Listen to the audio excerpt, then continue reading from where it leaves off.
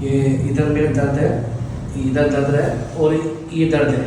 अभी मैं doctor sir के पास आया, मैं उनको सर को बोला है मेरा इधर दर्द रहता है और यहाँ पे दर्द है और थोड़ा इधर दर्द है, तो सर रिलैक्स।